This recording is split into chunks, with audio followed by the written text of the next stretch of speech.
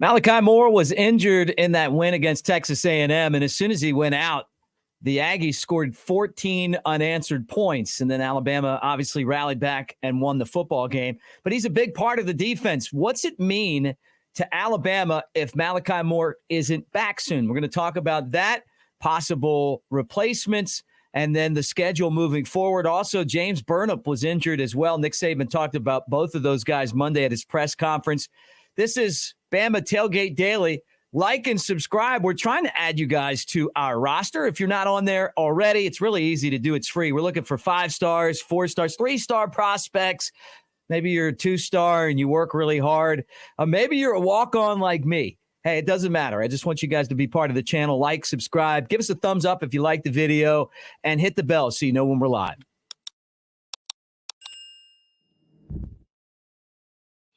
Well, going into the season, we knew Malachi Moore was going to be one of the key pieces for this Alabama defense. And what we've seen is that this Alabama defense has the potential to be elite. I mean, you're starting to compare these guys to 2009, 2015. It doesn't matter. You're just talking about great defenses, and it's because they've done it in so many different ways. They're getting better at rushing the passer. The secondary's been awesome. And when you talk about a guy that does a little bit of both, you're talking about Malachi Moore. The guy is so important to this team because he can do so many different things, and he does so many different things well, right? He plays star and money. He can play safety. He'll rush the passer. He'll get running backs, and then all of a sudden he's picking off passes, and he does all of that stuff. He's a leader on the team. He's one of the guys that you rely on, and he was injured. Had an ankle sprain in that game against Texas A&M. Watching the video, I know it hurt, but it doesn't look like anything major happened. And I mean major, you see guys get rolled over sometimes and their leg bends the wrong way, and it takes a long time to heal. He was in a walking boot on crutches after the game, but could put a little bit of weight on it from what we understand. So that's a good sign. They have all this technology now to get guys back, and hopefully he'll be coming back, and I'll tell you why. But first, let's kind of look at things without Malachi Moore on this Alabama defense.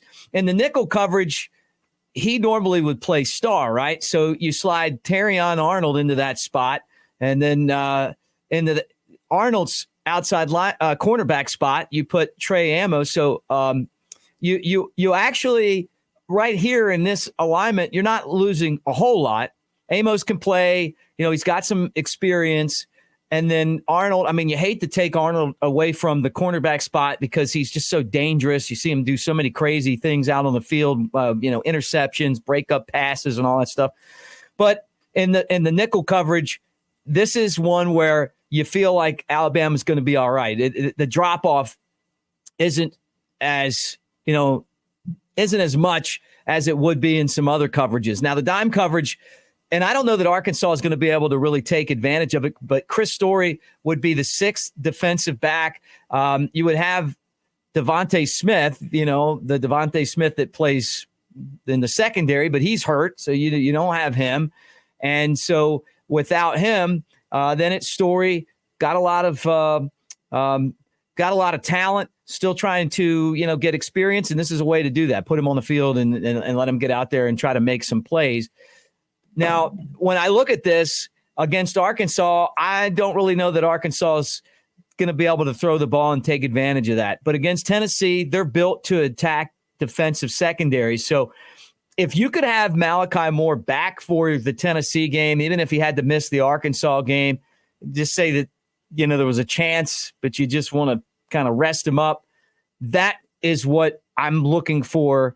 And I can't wait to kind of hear as they give us updates exactly what that's going to look like. But Alabama could certainly use him against Tennessee.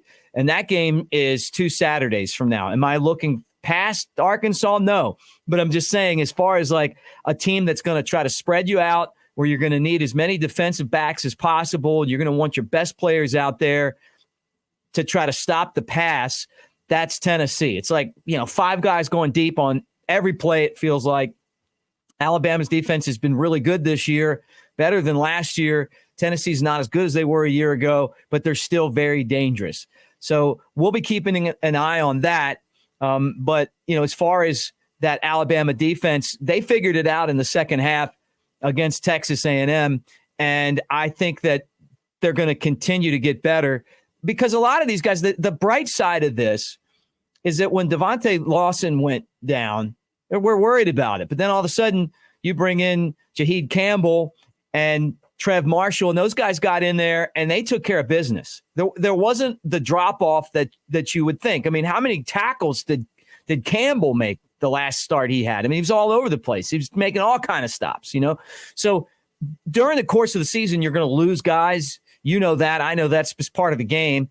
And what I love about this Alabama defense is when someone else slides in, those guys have been learning, they've been getting better, and the defense really hasn't had a drop-off. It could happen. Malachi Moore, you can't replace Malachi Moore. He's really one of the best players on this defense and one of Alabama's best players on defense.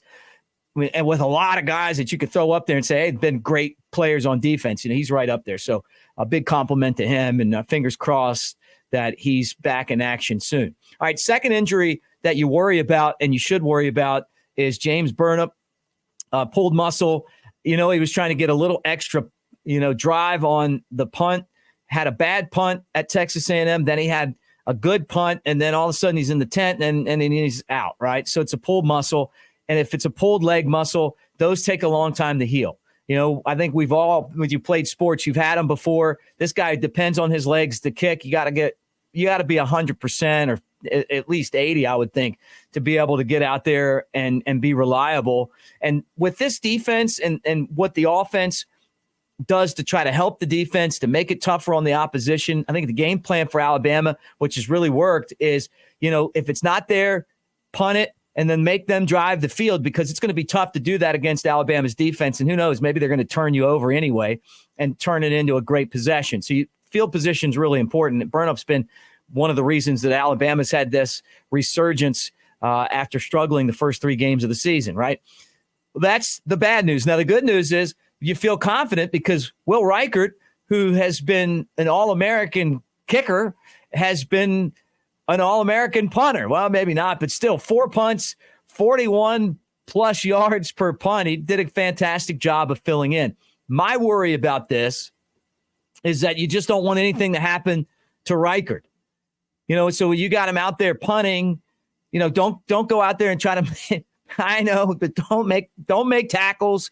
Don't get hurt, because he's also, his scoring and his ability to kick field goals, to me, is super important. And you just don't want to have anything happen to him to take that away from this team, because he's a weapon right now for Alabama with his leg. And now he's doing it as a punter. So hopefully Burnip comes back, or maybe there's another option. We don't, but I'm guessing that it's going to be Reichard. He did such a marvelous job of punting that, you felt so comfortable with him back there. He acted like he'd been the punter for years.